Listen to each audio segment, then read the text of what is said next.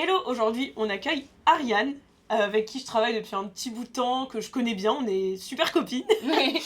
Elle est vraiment spécialisée dans l'illustration narrative, elle est aussi graphiste, fait de la BD, a sorti 2 BD d'ailleurs, et on va parler un peu de tout ça, de son univers.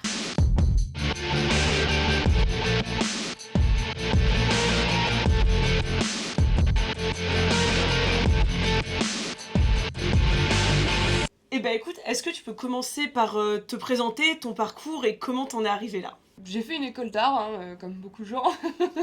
J'ai passé beaucoup d'années pendant mes études le cul un peu entre deux chaises, entre le fait de faire un métier qui gagnait bien, enfin pour bien gagner sa vie, et le fait que j'avais en fait depuis toujours envie de faire de l'illustration. Enfin, j'ai commencé à vouloir faire de l'illustration à 9 ans, donc c'était quand même une vraie vocation. Mais j'arrêtais pas d'entendre les gens me dire ah, tu vas jamais gagner ta vie, machin, ça va être compliqué. Et bon, c'est pas faux. Mais voilà, on va dire que du coup mes études ont été orientées plutôt là-dessus. J'ai fait un master qui était plus direction artistique et plus publicité quelque part, qui n'était pas tant orienté que ça illustration, mais je continue d'en faire et j'ai en fait monté une page Insta d'illustration tout en faisant mon master où j'alimentais tous les jours avec une illustration par jour, Ok. ce qui m'a mis un cadre et qui m'a obligé aussi à produire rapidement parce qu'en fait quand tu te mets une exigence aussi importante en fait forcément tu deviens plus performant. Finalement, tu t'es professionnalisé toi-même. Ouais, c'est Ouais. ça. J'ai quand même eu des cours d'illustration. Je peux pas dire que ça vient de nulle part, que j'ai pas eu de conseils, j'en ai quand même eu. Mais je sais qu'il y a des gens qui ont fait les beaux-arts ou qui ont fait des écoles vraiment plus orientées illustration, qui ont probablement eu une meilleure formation que moi là-dessus. Ok. Moi, c'est vraiment le fait d'avoir beaucoup fait et qui m'a permis de rattraper aussi, en fait, finalement, ce que j'ai pas eu spécifiquement dans mes études. Après, je trouve que on peut pas dire non plus que dans la direction artistique, il n'y ait pas de narration, qu'il n'y ait pas non plus de recherche aussi de composition. Le graphisme, pour moi, apprendre la composition du graphisme, apprendre la mise en page, comme je l'ai fait, c'est quand même des choses qui sont très utiles au quotidien dans mon Ouais, métier en gros, d'illustrateur. ton école t'a aidé à te donner les clés pour toi te créer ton domaine d'expertise et ta Ouais, professionnalisation. c'est ça. Bah, c'est une base en fait. C'est une Ouais. base. C'est typiquement, tu vois, le graphisme, c'est génial pour justement apprendre à bien composer tes images. Quand je fais une illustration avec du texte, un peu affiche, le fait d'avoir appris à faire des affiches en graphisme, c'est le même procédé que tu fasses en illustration ou en graphisme parce que finalement, c'est une histoire de comment tu places tes éléments et comment tu hiérarchises tes informations. Donc, je pense que c'est quand même utile. Oui, ça t'a créé ta manière de réfléchir aussi, Ouais. de structurer, que ça soit, je pense, mentalement ou dans comment tu dessines peut-être. Oui, et puis en fait, tu vois, pour avoir discuté avec d'autres BDistes, il n'y en a pas beaucoup qui ont vraiment fait une école spécifiquement BD. On est pas mal à avoir fait soit de l'animation, soit du graphisme. C'est vrai que l'avantage du graphisme, c'est qu'on t'apprend à manier du coup le texte avec l'image. Donc quelque part, ça reste assez Oui, intuitif. c'est de la BD Ouais, aussi, finalement. bah oui, oui, c'est ça. Ouais. Ok. Et je voulais savoir à quel moment t'as vraiment compris que c'est bon, l'illustration narrative, la BD, c'était ça que tu voulais faire et pas autre chose. C'était avant tes études, parce que tu me disais que depuis 9 ans, et j'ai déjà vu des petites BD trop mignonnes, tu faisais déjà ça quand t'étais petite. À quel moment t'as vraiment eu ce déclic de te dire, c'est bon, là c'est maintenant, je vais... Alors en freelance, je sais que tu fais aussi du graphisme, Mm. hein, mais tu t'es dit, dans ma passion, je vais aller vers là et pas vers autre chose. En plus, ça, dernièrement, je suis un peu en train de revoir la direction encore de mon projet, ça change souvent, mais où je me suis encore plus dit là ces derniers mois que j'avais envie de faire que un peu presque que de l'ILU, même si si on me propose un petit logo de temps en temps je dirais pas non pour le plaisir de l'exercice, mais je pense que c'était très long et c'est beaucoup de déni aussi. Parce Ok, oui, que je pense que aussi t'avais peut-être tellement l'idée ancrée que comme tu disais, les gens t'ont beaucoup dit tu n'y arriveras pas, ouais. que le déni, enfin le déni pardon, était là-dedans. T'as eu du mal à te dire allez c'est bon, bah j'y arriverai. Bah, en fait, c'est surtout que j'ai aussi abandonné le fait que je devais forcément avoir cette performance de la réussite, quelque part, Mm. où, enfin, j'ai pas... C'est pas parce que tu gagnes pas 4000K, enfin 4K par mois de ton exercice que c'est pas déjà intéressant d'en faire. Et enfin, le, je fais pas de la BD pour bien gagner ma vie, je fais de la BD parce que j'ai profondément des choses à dire et envie de dire des choses. Exactement, mais souvent les deux sont intrinsèquement liés dans l'esprit des gens. Ouais, Bien gagner sa vie égale réussite, ouais, alors que il y a plein de petits métiers où tu réussis sans gagner ta vie, ou même de passion où tu réussis sans gagner ta vie. ouais, bah c'est ça. En fait, on a tendance à penser que la légitimité, elle est forcément dans le salaire. J'ai pas mal de vues enfin, de gens qui me suivent sur Insta. Mais ça n'empêche pas que ça reste quand même précaire, quoi. Et enfin, je pense que j'ai envie quand même de le dire pour les gens qui débuteraient. Si votre objectif, c'est vous dire je vais faire de l'ILU pour bien gagner ma vie, Ah oui, changez de métier. non, Enfin, c'est clair. Et j'aimerais. même, l'idée, comme on dit, c'était l'argent, c'est la réussite. Et il y a aussi genre les abonnés, c'est la réussite. Ouais. Alors que pas du tout, il y a une grosse différence entre vivre via ces réseaux sociaux. Grâce à ces réseaux, toi, ça peut t'amener une communauté, ça peut t'amener quand même des ventes. Mais tu vis pas de tes réseaux sociaux. C'est pas Non. tes abonnés qui font ton Non, salaire. puis, en fait, les ventes, c'est très fluctuant sur plein de choses. Moi, ce que j'ai compris un peu ces dernières années, c'est qu'il y a des mois où tu fais que dalle. Hein. Enfin, genre là, ce début d'année, par exemple, il est catastrophique. Mais par contre, j'ai bien gagné fin d'année 2025. Faut pas s'arrêter de toute septembre. façon. Ouais, mais en fait, il y a des mois où on gagne, des mois où on gagne pas. C'est pour ça que moi, là, je pense que je vais essayer de retrouver un petit job alimentaire à faire quelques jours par semaine pour compléter mes revenus. Mais en fait, pour en avoir parlé avec plein d'autres artistes, en fait, on a un peu honte souvent de dire qu'on fait un job alimentaire à côté, parce qu'en fait, on serait pas légitime, parce qu'on n'arrive pas à rendre ça assez rentable. Sauf que si tu veux faire quelque chose de rentable, fais pas un métier passion, en fait. Si tu veux... Exactement. Et puis en plus, ça peut aussi être un moyen, je pense, de te couper de la création, de retourner dans le réel, d'avoir un autre métier. Certes, un métier que peut-être t'aimeras moins, mais voilà, tu retournes dans le réel pour après créer, au lieu d'être tout le temps la tête dans ce que tu fais. Ouais, bah, après, c'est quand même... Enfin, ce que je vais faire, c'est... Parce que du coup, je vais retourner à l'enseignement que j'ai fait pendant 2 ans. C'est super lié, toi. Et donc, c'est quand même lié, surtout que là, en fait, je suis en train de regarder pour passer les concours du CAPES, donc d'art plastique. Et enfin, Ok. c'est super intéressant de se replonger dans les livres de théorisation de l'art et de sociologie. On Ça, oublie vite ce c'est- qu'on a fait ouais. pendant ces études, c'est Mais incroyable. donc, en fait, c'est quand même totalement lié et c'est quand même. C'est juste que c'est un. Je compte pas sur la BD illustration pour vivre. Je compte sur le fait d'enseigner et de transmettre ma passion pour vivre et pouvoir continuer mon activité. Oui, le reste reste ouais, un plus. c'est C'est ça. un peu l'idée d'avoir plusieurs business comme moi j'ai aussi, Ouais, pour pouvoir évoluer plus sereinement. Et parfois, ça te débloque des choses qui sont des craintes. Peut-être que t'oseras faire autre chose dans ton illustration, dans tes BD, que tu n'aurais pas osé par peur de rentabilité. bah, Enfin, par c'est ça. peur de biaiser, de gâcher ta rentabilité. Bah même en fait, il y a un truc que j'aime pas trop faire et qu'il faut faire tout le temps quand on a une boutique, c'est faire que du post autour d'une sorte de marketingisation, j'ai envie de dire, c'est ça Mhm. le terme, de ce qu'on fait. Et en fait, moi je trouve que ça casse un peu le processus artistique et un peu l'âme aussi artistique derrière parce que bah, forcément, quand je parle dysfonctionnement, par exemple, autour de l'hétérosexualité, ça me gonfle un peu de devoir faire un peu réfléchir comment donner envie aux gens d'acheter et une sorte de créer une sorte de besoin que les gens n'ont pas forcément. Si vous avez. Oui, bah c'est aussi Ouais, ça, souvent dans les métiers passion, les gens n'ont pas le besoin de ce qu'on vend. ouais, c'est ça. Ça doit rester un Si plaisir. t'as besoin de t'évader, t'as besoin de lire, Ouais. finalement, les gens ont aussi des besoins par rapport à ce Bah, que tu fais. Puis en fait, le truc, c'est que souvent, quand tu écris, surtout pour l'illustration narrative, il y a un truc où tu vas écrire des choses qui sont aussi liées à ton vécu, à la condition sociale à laquelle tu appartiens. Et comme tu vas écrire des choses qui correspondent à cette construction finalement sociale, bah en fait, tu vas toucher automatiquement des gens qui sont dans la même catégorie sociale que toi.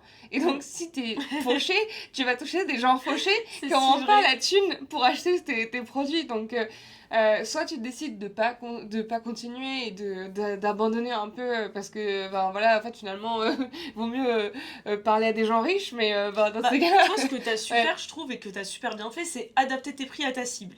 Parce que moi, je suis issue du marché de l'art, hein, donc je suis vraiment, l'art a une valeur, il y a beaucoup de pièces qui doivent coûter cher, mais aussi, il y a une réalité qui, comme tu dis, tu parles à des gens qui n'ont pas spécialement les moyens, des étudiants, des personnes qui sont dans la vie active, qui sont souvent artistes aussi, et là-dessus, t'as vraiment eu cette force-là où t'as réussi à créer de la valeur en mettant des prix assez bas. Après, par tout un écosystème que tu t'es créé, t'as acheté ton imprimante, Ouais. tu communiques de la manière dont il faut aussi sur tes prix qui sont certes plus bas que la norme, mais tu dévalorises pas ton art pour autant, c'est parce que tu fais ton autoproduction. Et je pense que, tu vois, c'était un peu la question où je voulais en venir. Il y a beaucoup de gens qui font ce que tu fais aujourd'hui sur les réseaux et qui sont amateurs et qui se croient professionnels. Je suis désolée, mais c'est une réalité. Et des professionnels qui ont du mal à s'en sortir parce que du coup, il y a aussi de plus en plus d'amateurs qui parfois ont des abonnés et biaisent un peu le marché. Mais toi, là-dedans, je trouve que tu t'es quand même fait ta place, t'as réussi à te démarquer et c'est un peu ça. Comment tu penses que t'as fait pour te démarquer de cette masse de gens qui se lancent là-dedans finalement, qui se lancent dans la BD, dans l'illustration, dans même la vente de print? Alors, je sais pas si je me suis démarquée, parce que enfin, je trouve que mes ventes sont plus faciles avec les prints depuis un an, où j'ai l'impression d'avoir un peu mieux compris les attentes de mon public par rapport parce qu'avant, je faisais des illustrations qui me faisaient kiffer, qui étaient très artistiques à mes yeux, mais en fait, ça parlait dans mes délires, j'étais dans mes délires, et en fait, j'ai changé de posture de création, où je crée plus pour me faire forcément que kiffer. Enfin, ça, je sais que je peux me faire des créations pour me faire kiffer et il n'y a aucun souci là-dessus. Mais j'ai un peu dissocié les trucs pour faire kiffer et les trucs que je vends. Genre maintenant, je cherche en fait à dire le but c'est que les gens se projettent dans ce que je fais. Et c'est une discussion du coup avec mon public que j'ai. Enfin, en tout cas, j'essaye. Je sais pas si j'y arrive complètement. Je pense qu'il faut quand même rester toujours un peu alerte dans la remise en question aussi de ce qu'on fait pour convaincre. J'essaye de pas faire des. J'essaye de pas non plus trop casser le marché. Bon, c'est vrai que oui, je fais des petits prix. Des fois, ça m'embête un peu par rapport à d'autres illustrateurs, mais. C'est sûr, mais comme je disais, t'as acheté ton matériel, donc t'as Ouais. investi sur toi, et c'est aussi ça qui fait que tes prints coûtent moins cher à la prod. Bah, en fait, les imprimeurs sont exécrables. Enfin, pour avoir bossé avec beaucoup d'imprimeurs à Paris, soit tu bosses avec des imprimeurs professionnels qui se bossent pour des éditeurs comme tu m'as accompagné pour mes deux BD. Stipa. Plus un pour Stipa. Pour eux, c'est plus cher, mais en fait, il y a la qualité derrière. On a un très bel ouvrage, enfin, les livres sont parfaits. Mais quand vous allez voir des imprimeurs de quartier, genre pour pas citer de toutes les couleurs, j'ai envie de les dire parce que j'ai pas peur. Il faut en citer 3. Vas-y, c'est comme à la télé. J'y suis allée pendant 10 ans. Genre, j'ai jamais eu une réduc. Alors que quand c'est leurs potes qui connaissent en dehors du truc, j'ai vu des mecs passer devant moi, genre ils sont poteaux avec le mec derrière le truc. Moi, ça fait 10 ans que je suis cliente chez vous. Pendant mes études, j'allais déjà là-bas pour faire mes prints. Les mecs, ils connaissaient même mon prénom à force que je vienne. J'ai pas le droit à une seule réduc, rien. Et en plus, à chaque fois, quand ils font tout pour faire monter la facture avec les années. Voilà, c'est ce que j'allais dire. En dehors de ça, ils sont souvent pas très honnêtes. Ouais, en fait, des fois, ils rajoutent des frais, on sait pas vraiment à quoi ça correspond. Oui, des frais de BAT alors que ton fichier, il est clean. Enfin, voilà. Oui, c'est ça. Alors que nous, leur donnons. Que c'est ton métier de faire des BAT. Mais oui, c'est ça. Et donc, en fait, ils créent toujours un climat, on a l'impression d'être en tort, où en fait, c'est nous qui avons pas bien fait nos fichiers et tout ça. En fait, moi, ce que je trouve génial avec le fait d'avoir ma propre imprimante maintenant, c'est que je n'ai plus ces problèmes-là.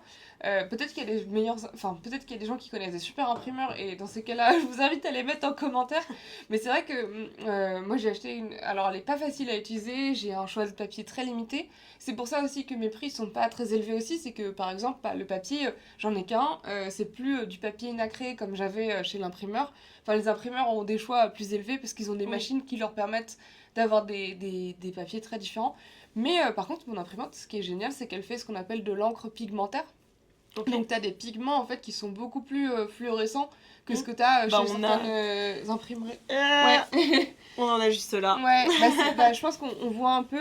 Je trouve que ça se voit peut-être plus sur le violet. Ouais. Moi, j'avais un mal fou chez l'imprimeur à avoir des teintes qui étaient des violets un peu vifs. Genre, en général, ils vont un peu marronner. Là, tu contrôles en plus ton circuit de prod. Tu peux faire un essai et tu vois après. En fait, avec l'encre pigmentaire, l'avantage, c'est qu'on peut imprimer ce qu'on appelle en RVB. Je sais pas si vous connaissez un peu les profils de colorimétrique. Le CMJN, c'est cyan, magenta, jaune, noir. Et toutes les imprimantes, normalement... Enfin, autrefois, en tout cas, quand j'avais mes études, quand on imprimait, on disait qu'il faut imprimer en CMJN. En fait, le problème du CMJN, c'est que c'est un spectre chromatique qui est beaucoup plus limité au niveau des couleurs. Et surtout quand on va dans des saturations un peu flashy. Alors que le RVB, c'est ce que vous avez sur vos écrans, il n'y a pas vraiment de limite. Alors, sur les imprimantes modernes, maintenant, de plus en plus, on peut imprimer quasiment en RVB.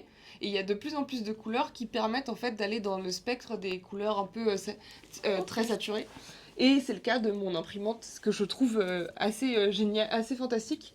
Et enfin, je me sens pas autant limitée que quand j'allais chez l'imprimeur. Mais bon, voilà, comme je disais, il y a l'inconvénient, c'est par exemple le papier. Genre, je sais Oui, qu'il y a puis d'autres artistes qui utilisent la ça te même. fait du boulot en plus aussi. Ouais, mais il y a enfin, j'ai utilisé d'autres papiers, tu vois, pour tester et Hmm. tout. J'ai fait plein de bourrages papier. Enfin, Tu m'avais raconté. ouais, j'ai Lille Cyr, une autre illustratrice que je connais, elle a la même et elle a fini par, enfin, elle a fini par se casser la sienne à cause des papiers différents Ok. qu'elle mettait. Donc moi j'ai arrêté de mettre d'autres papiers, j'utilise plus que le papier Epson Donc, qui est fait de la pour. marque qui est quand même assez cher, mais enfin bon, au moins il Tu t'y marche. retrouves mieux dans tous les cas, vu que t'as Ouais, pu quand j'ai pas même de baisser tes surprise. prix. Ouais. Pour revenir un peu à l'illustration narrative, Ouais. parce que Bah, j'avoue, du coup, on a beaucoup en fait, divergé. je pensais pas parler du tout du Moi non print, plus. mais Mais c'est c'est vrai marrant que... parce que bah, finalement, quand tu fais une illustration narrative, tu contrôles l'histoire de A à Z. Oui, Et là, jusqu'à la avec tes production. prints, c'est aussi ce que tu fais. Tu contrôles Ouais, ouais. ton réseau, enfin ton infrastructure de A à Z dans ton entreprise. Comment tu fais quand tu vas créer une histoire? Bah là, justement, je suis en train de... C'est marrant parce que enfin, dans mes deux BD, j'ai parlé surtout de témoignages. Donc, Rupture et S'aimer pour aimer, c'était enfin, du témoignage. Parce que je pense que j'avais besoin d'extérioriser des choses et de poser une sorte de cadre de mes valeurs pour que les futurs lecteurs qui découvriraient mon travail plus tard puissent se rendre compte de quelle base on part Ok. vis-à-vis de ce que je vais dire après. Et donc là, j'ai écrit une BD. Donc, en fait, c'est un script que j'ai écrit il y a assez longtemps, mais que j'ai réécrit dernièrement. Et je suis en train encore de retravailler le manuscrit et le script parce que j'espère un peu. Je, J'espère un peu le faire soit éditer dans une grosse maison, soit l'auto-éditer moi-même. Oui, parce que c'est vrai que je sais pas si tous les gens ont ton background, mais t'as fait 2 auto-éditions. Oui, Et ouais. là, pour le troisième, tu. Avec ton aide d'ailleurs. Voilà. Ouais. Mais là, pour le troisième, tu envisages d'en sortir, mais t'es pas encore sûr. Mais voilà, c'est des. Oui, T'avances aussi, quoi. en Et fait, c'est bien, c'est je normal. trouve que l'auto-édition c'est assez fantastique comme. Enfin, c'est fantastique, c'était très difficile quand même. Je vais pas dire C'est fantastique vrai, non non, plus. c'est vrai. C'était très difficile, il y a beaucoup de choses à gérer, surtout qu'en fait, j'ai un peu appris les trucs au fur et à mesure. Je sais maintenant qu'il y a des entreprises de logistique qui auraient pu probablement m'aider. Oui, des Euh, imprimeurs qu'il vaut mieux aller chercher que d'autres ouais, aussi. aussi. Oui, on a eu enfin, des soucis et tout. Euh, mais par contre, c'est vrai que du coup, enfin, en fait, comme j'ai cherché la plupart des solutions par moi-même, bah, c'est des choses qu'aujourd'hui je suis capable de maîtriser. Par exemple, faire des envois de masse de 300 colis. Aujourd'hui, je suis tout à fait Mm. capable de le faire. Bon, on a fait ensemble sur la première Euh, prod et la deuxième. Déjà, la différence de notre organisation était ouais, énorme. bah c'est simple. Sur la deuxième, les... On l'a fait en une journée presque. Bah, pas tout à fait, Pas parce tout que à fait, moi mais. j'ai mis au total 2 semaines Ouais, sur pour après les publications spéciales, Ouais. mais genre sur juste la BD unique, Ouais. franchement, on allait super vite par rapport à la Ouais, première. on en a. Bah, en fait, quand t'étais venu pour faire le premier envoi, du coup, de la deuxième, on en a envoyé 170, je crois. Ouais, c'est Et ça. après, il en restait encore 3. Enfin, au total, il y en avait 300. Donc, on avait fait la moitié sur la première journée. Mais après, j'avais plein de cas spécifiques avec des gens qui avaient pris la Oui, ça, BD c'est avec vrai. tel truc ou C'est tel des choses truc. à prévoir. Ouais, et ça, c'était pas faisable en une journée. Mais au total, je me rappelle, j'ai vraiment mis 2 semaines entre la préparation des colis et le fait de faire les étiquettes et tout ça Mm. d'envoi. Et au bout de 2 semaines, c'était clôturé. Donc c'est pas, moi je trouve que c'est pas énorme parce que la première, j'ai vraiment mis 6 mois. Les gens m'envoyaient des messages tout le temps en mode ouais, j'ai pas encore reçu ma BD. Ouais, mais ça, les gens ont beaucoup de mal à comprendre ce que c'est aussi que de ne pas être Amazon. Les gens ont Ouais, énormément de mal à comprendre ce que c'est de faire des productions maison. ouais. Bah en fait, c'est surtout qu'aussi c'était ambitieux, je pense, pour la première. En vrai, de tout Aussi. faire tout seul. C'est un peu le truc dépassé par ton succès. Ouais, en fait, sur la première, j'ai eu beaucoup plus de ventes que sur la deuxième. Et c'est vrai que enfin, la première, je crois que j'en ai envoyé pas loin de 600 des BD. C'était Ouais. quasiment le double de la deuxième. Sans compter les dessins à faire, à ajouter, les signatures, Ouais, tout oui, ça. oui. En fait, la première, j'avais l'impression que j'arrivais juste pas à m'en sortir. Mais parce que la première, je suis passée par la poste. Et Ouais. la poste, c'est con, mais vous avez C'est trois... horrible. Il y a beaucoup plus d'étapes. Il faut faire le timbre, Ouais. mettre l'adresse à la main, enfin, ou sinon faire l'étiquette et copier-coller à chaque fois. Mais copier-coller Et il y a beaucoup plus de 500... pertes. Ouais. Il y a beaucoup Oui, plus de pertes. ouais, ouais. L'enfer, moi je passe plus par la poste non plus. Ouais, donc en fait l'erreur de ma première campagne Ulule c'était de passer par la poste. Vraiment, ils m'ont rappelé après derrière, désolé, je ne vais pas faire votre pub dans la poste, mais ne passez pas par la poste pour des Ouais, non, envois de mais là on groupe. est deux à être d'accord. Moi je fais Ouais, beaucoup d'envois aussi. Et Mondial Relais, ouais, bah c'est même, très bien. franchement, même les prints, j'en envoie pas mal par Mondial Relais. Alors en fait, Mondial Relais ils sont un peu chers si vous faites des envois Oui, des avec, petits formats. bah surtout avec très peu de poids. Ouais, oui, Parce que vraiment, en il y fait, a des plus grosses catégories. Enfin, les oui, catégories sont faites mais dès différemment. qu'on dépasse 250 grammes, en fait, ça... enfin même 200 grammes, ça vaut le coup de passer par Mondial Je Relais. suis totalement d'accord. Alors qu'en dessous, bon bref, voilà. Mais parce que c'est vrai que même, tu vois, ma question, elle portait même dans ce qui se passe dans ton cerveau. Parce que là, on a beaucoup parlé de l'aspect technique. Ouais, Mais toi, quand tu vas créer une BD, et là, je te parle que ça soit les BD que t'as écrits, ou même, tu sais, les petits formats courts, que tu fais les formats ouais. story, avec beaucoup de narration. Ça, qu'est-ce qui se passe dans ta tête quand tu veux le créer? En fait, sur Insta, j'ai beaucoup eu ce truc aussi d'être un peu en mode journal de bord, où je fantasmais beaucoup sur les blogs BD à l'époque, enfin Ok, quand mais parce j'étais... que vraiment, sur ces petits formats story, je trouve que t'es trop forte pour raconter une Merci, histoire. merci. Bah, en fait, je rêvais d'avoir moi aussi mon blog BD comme d'autres illustratrices ont fait. Ok. Bah, je crois que Pénélope Bagieux, elle en avait un. Je crois que Margot Motin aussi, elle avait son blog BD. Genre, en fait, moi, c'était un peu la continuité de ça. Dire, bah, en fait, ce que j'aime bien avec le format story aussi, c'est que ça disparaît. Je peux dire un peu. En fait, ça a été vraiment un terrain pour expérimenter la BD Hmm. et qui m'a progressivement aidé à raconter vite des choses en peu de mots et avec un trait assez efficace. Parce qu'en fait, je trouve que la BD, ça peut faire très peur si on pense déjà à un perfectionnement, tu vois, hyper abouti du dessin. Ouais. Là où quand on commence à avoir un dessin fluide, c'est naturel et on n'en souffre pas. Moi, je voulais pas faire un dessin qui me faisait souffrir. Moi, je voulais un truc où c'était fluide. Enfin, Ouais, bah moi justement, c'est ce que je trouve, c'est super cool. Tu vois, parce que les dessins que tu fais, c'est vraiment, ça se voit que c'est du rapide. mm, Mais en même temps, l'émotion que tu transmets, pour autant, elle est toujours là. ouais. Bah tant mieux, enfin je dis ouais, j'ai tant mieux, mais c'est vrai que je vois aussi sur mes prints, de plus en plus, je fais des trucs un peu plus rapides aussi.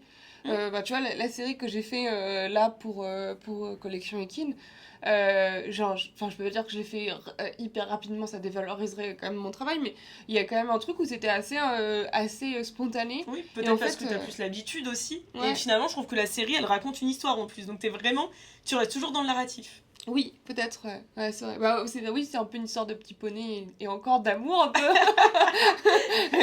Mais bon, après, tout est un peu. L'amour revient toujours un peu, je trouve, dans notre société aussi, Mais tu quelque sais, part. toi, c'est un peu le fil rouge de ton travail aussi. Ouais, c'est sûr, c'est sûr. L'amour, même l'amour de soi, l'amour des autres. Ouais. Un peu le désamour parfois. Bah, puis même, en fait, là, du coup, je te disais que j'ai commencé un manuscrit, et donc, pour une prochaine BD, que j'ai écrit, en fait, il y a longtemps, mais que je réécris encore. Et en fait, je trouve que la façon dont je l'avais écrit il y a 7 ans, enfin, j'avais trouvé un bon concept, je trouve, mais j'avais pas encore la maturité, tu vois, dans mes valeurs Mm. pour que l'écriture soit alignée avec ça. Donc Ok. en fait, j'ai repris les trucs que je trouvais importants et intéressants dans ce manuscrit et je l'ai complètement remasterisé entre guillemets. Ok. Et en fait, je suis en train de travailler là-dessus. Mais justement, bah, il sera question de plusieurs façons de s'aimer.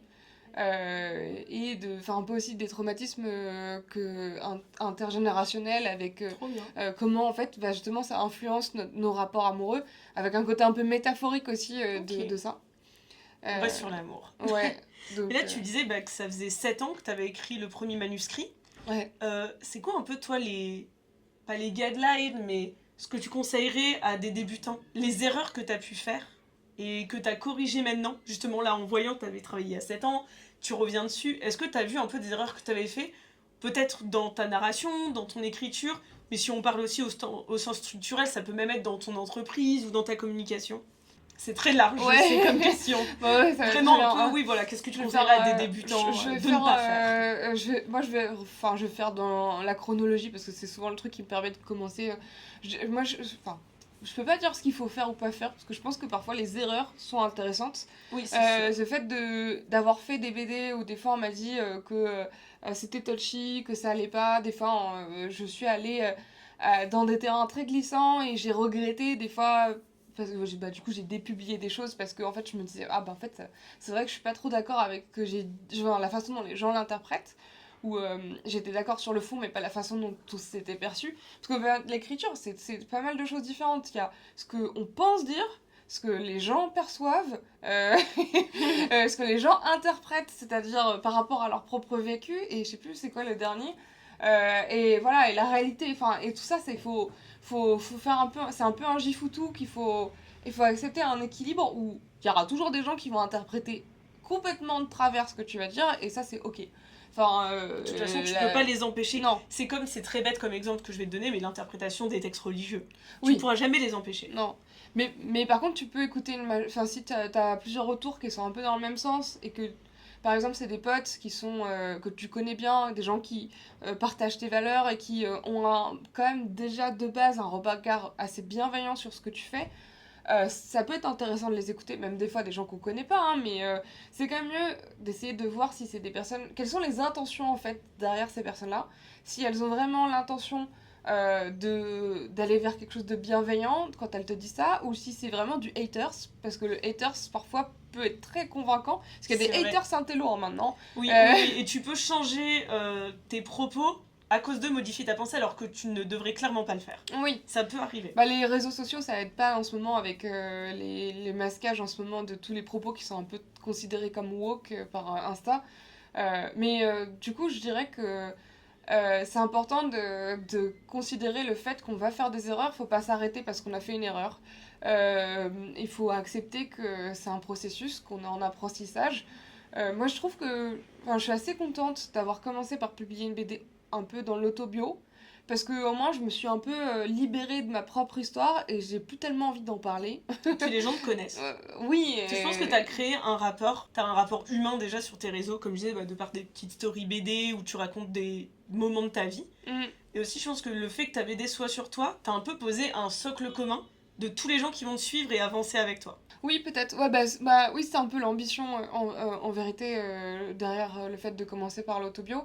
Après, c'est vrai que c'est... Enfin, je sais pas si je peux conseiller à tout le monde de faire l'autobio parce que l'inconvénient de l'autobio, c'est que bah, ta famille va lire tes histoires. Oui, tu montres une fragilité parfois. Ouais, oui, bah moi je sais qu'il y a des gens de ma famille qui ont vraiment pas aimé être dans ce rapport d'intimité avec mon propos, qui voulaient m'encourager dans mon travail, mais qui auraient préféré que je commence par de la fiction.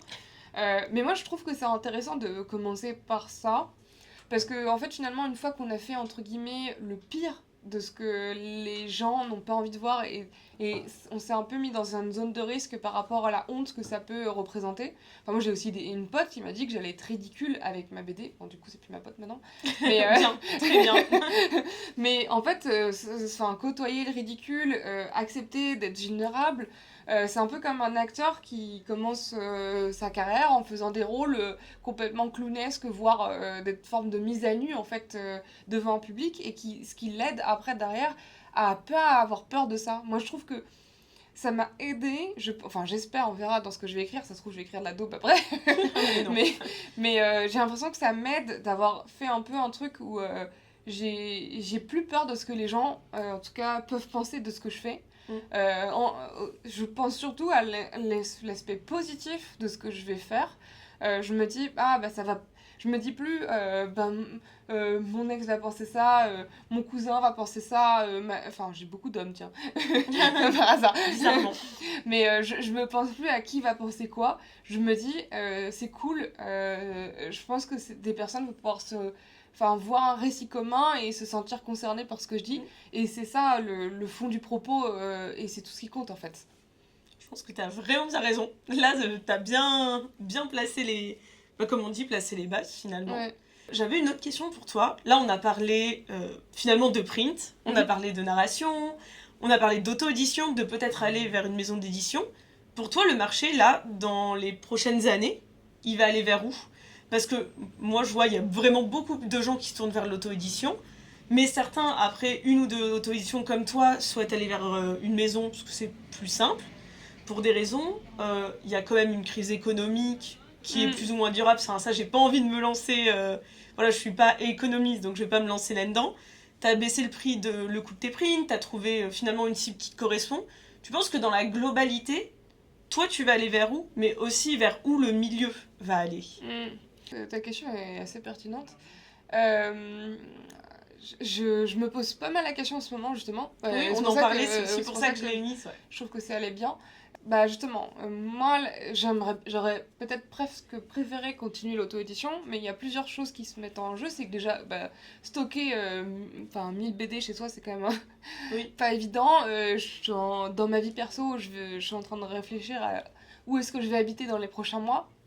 Euh, enfin, pour des raisons économiques, je suis pas sûre de pouvoir rester dans mon appart actuel. Et c'est vrai que la question du stockage, quand on fait de l'auto-édition, c'est une vraie question. On peut Même la toujours... question de l'atelier, il te faut un espace de Ouais, travail aussi. bah c'est ça. Et en fait, dans un atelier, si vous êtes dans un truc partagé, vous n'avez pas forcément la place pour mettre 1000 BD. Franchement, c'est quand même quelque chose. Oui, c'est des palettes. Déjà, il y a ça. Il y a les réseaux économiques. Moi, là, je vois mes ventes qui ont énormément baissé là, ces 2 derniers mois. Ça m'inquiète un peu. J'ai envie de pouvoir continuer à faire de la BD et j'ai pas envie d'avoir cette contrainte de faire des crowdfunding qui potentiellement sont pas représentatifs des ventes que je peux faire derrière. Mais qui vont être un stress parce que en fait, si j'ai pas engrangé 400 ventes, 300 ventes qu'on avait fait pour la deuxième, je vais pas avoir Tu les vas pas fonds t'en sortir. et je vais puis, pas réussir à... en plus, si t'es dans un autre système économique, il n'y a même pas que le stockage, c'est la durée, le temps que ça prend Ouais. aussi. Ouais, et puis en fait, du coup, c'est vrai que ça me ferait suer de pas pouvoir mener à bien mon prochain projet à cause de ça. Et j'ai trouvé que comme c'était plus dur sur la deuxième campagne Ulule que la première, on va dire que l'édition, ça me permettrait d'éviter de repasser par le crowdfunding, que je trouve très stressant. Oui. Euh, C'est une manière de communiquer qui est un peu violente quand même. Ouais. Mais on verra après si le contexte revient à la normale, entre guillemets, et que Insta ne masque pas mon contenu comme il le fait en ce moment.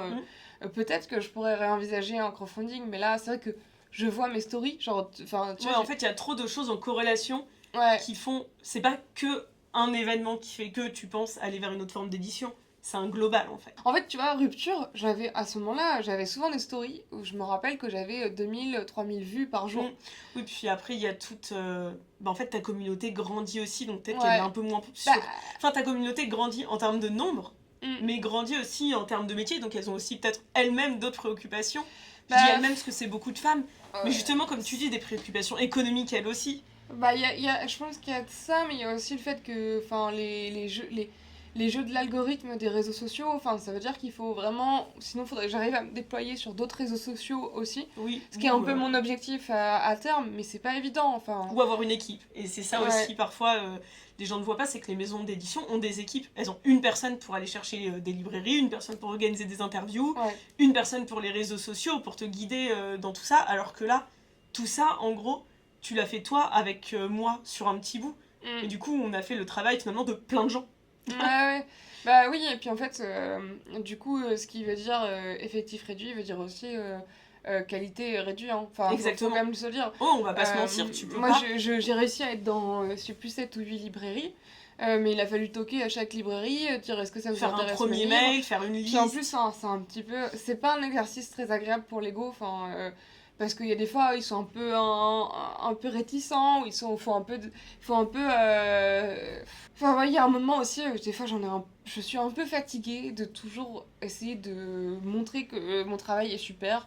J'aimerais bien des fois que juste les gens viennent vers moi parce qu'ils ont envie de venir vers moi et pas toujours être dans un sentiment. Ça t'arrive sur des événements, il y a beaucoup de gens qui viennent vers toi pour te donner du positif également. Oui. Mais c'est vrai que tout l'aspect un peu forcing, oui. je trouve que c'est un peu contradictoire avec la création. C'est pas spécialement le travail de l'artiste en plus. Non, finalement, c'est pas. Ouais, c'est quelque chose qui. Oui, voilà, comme tu dis, qui peut un peu casser ta créativité aussi. Ouais. Après, t'as Picasso qui faisait ça, hein. Il payait des gens pour. Je sais pas, j'avais entendu cette histoire, cette anecdote. Il payait des gens pour aller dans des galeries où il n'était pas exposé, pour que les gens demandent ses peintures. Mais, c'est des bonnes stratégies commerciales l'un ouais. dans l'autre. Mais puis je pense qu'aussi on a quand même une saturation du marché, avec, comme je disais, beaucoup de personnes qui veulent se lancer, qui se rendent pas forcément compte de tout ce qu'on vient de dire, quoi, de la globalité de ce que c'était, de faire un projet artistique de A à Z.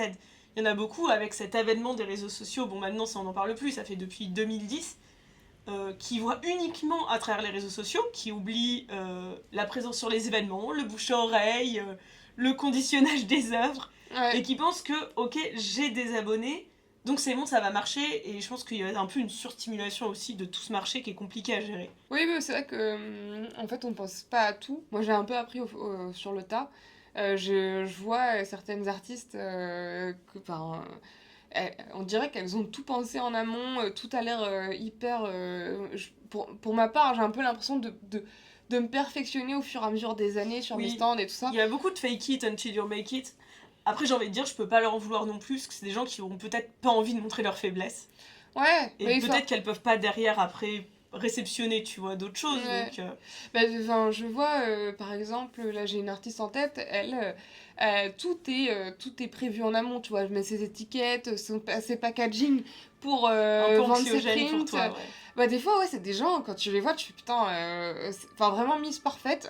Et j'admire de fou les gens qui arrivent à être à ce point. Mais en fait, je m'interroge aussi comment elle a trouvé la trésor à la base pour pouvoir se permettre aussi d'investir autant. Parce que faut avoir la thune pour aller t'acheter... Non, mais ça c'est sûr, pour acheter l'imprimante.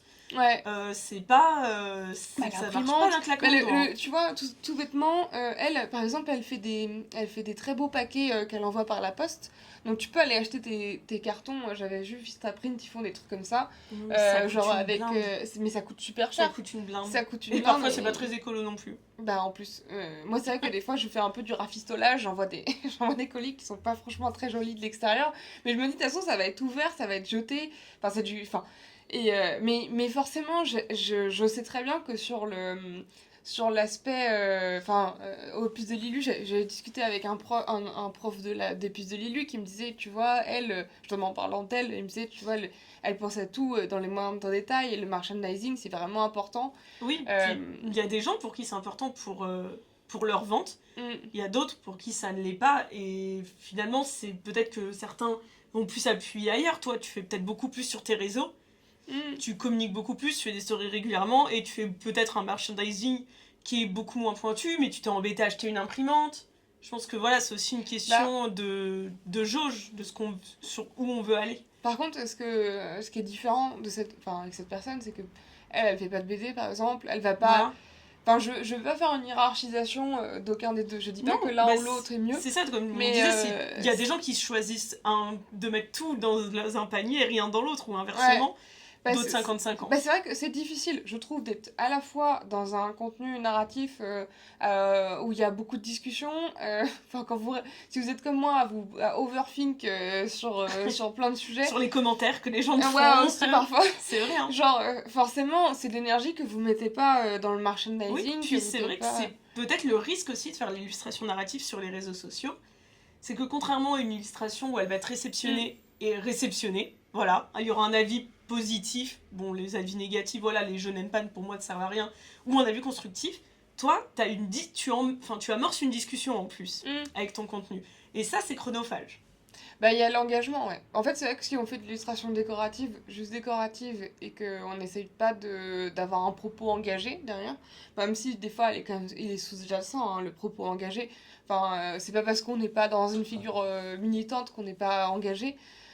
C'est vrai que c'est plus facile parce que du coup c'est plus lisse. Le fait de maîtriser ce que je disais au début, le fait de maîtriser comment les gens vont interpréter ce qu'on dit, est-ce que ça correspond vraiment à ce qu'on avait envie de dire, tous ces aspects-là, c'est très énergivore en fait. Et si j'avais voulu juste faire des choses jolies, quelque part, ça aurait été beaucoup plus simple vis-à-vis de ça. Mais bon, après, en suis-je capable? Je suis pas sûre. J'ai toujours des trucs un peu compliqués, je crois, mais... Pour voir un peu si, parce qu'on a pas mal digressé, là tu disais un peu compliqué, si tu devais vraiment résumer ton métier en une phrase, qu'est-ce que ça serait? Parce que t'as quand même plein de facettes, comme une boule à facettes. Mais voilà, est-ce que tu pourrais essayer un peu, comme un peu le titre de ton CV? Moi j'ai envie de dire que je réfléchis avec des images. Enfin, et je fais Ok. réfléchir Ah, avec c'est des beau, images. c'est Ouais. poétique. Ouais. C'est Enfin, très poétique. bah, en fait, en tant que dyslexique, l'image était souvent plus facile que le texte. Mais peut-être qu'un jour j'écrirai des romans. Hein. Bah oui, Je me suis pas, je m'interdis pas d'ailleurs de le il faut faire. rien Mais s'interdire. j'aime écrire et dessiner. Et en fait, je dirais que c'est un peu la composition des deux en fait. Ok, ah, c'est trop intéressant. J'aime beaucoup ce résumé. Bah écoute, je sais pas pour toi, mais je pense que on a Ouais, pas mal discuté. ouais, c'est vrai que, enfin, je pense que ça pourrait nécessiter plusieurs vidéos limite Ouais, juste on pourra sur tous ces pourquoi pas en sujets. faire une partie 2. Ouais, Ça peut être mais intéressant. bah, c'est vrai que j'ai pas tant parlé de la narration au final que ça, parce que, Et enfin, finalement, est-ce que c'est peut-être pas ça, la narration, justement, vu que c'est un peu partir dans des histoires. Et on est un peu ouais, parti dans des bah, c'est histoires.